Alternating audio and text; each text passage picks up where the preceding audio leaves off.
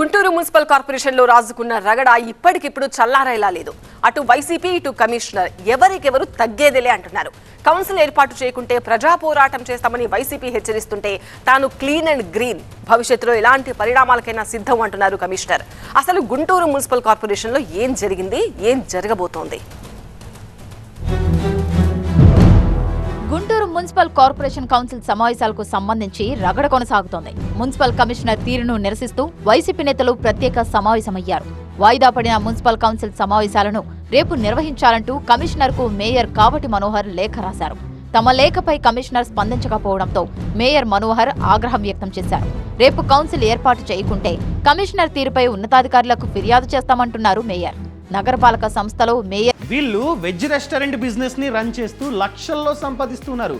వీరి నుండి ఈ బిజినెస్ గురించి నేర్చుకోవాలా? అయితే ఫ్రీడమ్ యాప్ ని డౌన్లోడ్ చేసుకోండి. సుప్రీం అన్నారు మాజీ మంత్రి అంబటి రాంబాబు. కమిషనర్ అహంకారంతో వ్యవహరిస్తున్నారని, ఆయన తీరుపై ప్రజా పోరాటం చేస్తామని హెచ్చరించారు వైసీపీ నేతలు.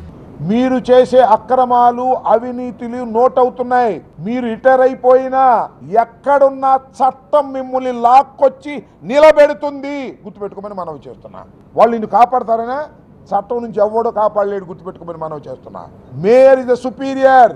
రేపు కౌన్సిల్ సమావేశం నిర్వహించడం కుదరదని ఖరాఖండిగా చెప్పేశారు మున్సిపల్ కమిషనర్ పులి శ్రీనివాస్.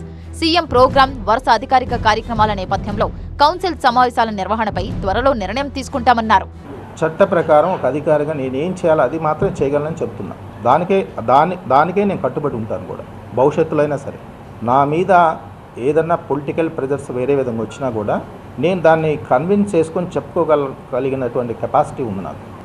అలాంటి అవకాశాలు లేవు ఇప్పటిదాకా, అలాంటి పరిస్థితులు రాలేదు. కానీ దీన్ని వాళ్ళు ఒక అజెండాగా మార్చుకొని వేరే విధంగా ప్రొజెక్ట్ చేసుకుంటూ.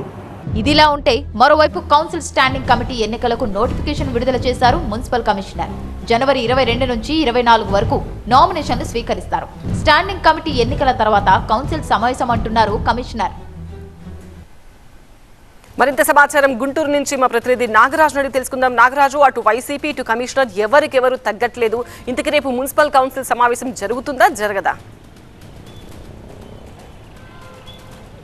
ఇప్పుడు గుంటూరులో కూడా ఇదే చర్చ నడుస్తుంది. ముఖ్యంగా రేపు ఏదైతే మేయర్ చెప్పారో, మేయర్ చెప్పిన దాని ప్రకారం 17వ తారీఖున సమావేశం నిర్వహించాల్సిన బాధ్యత అటు కమిషనర్ మీద ఉంది. కానీ కమిషనర్ మాత్రం వివిధ కారణాలు చూపుతూ రేపు సమావేశం నిర్వహించడానికి సిద్ధంగా లేవని కూడా చెప్పారు.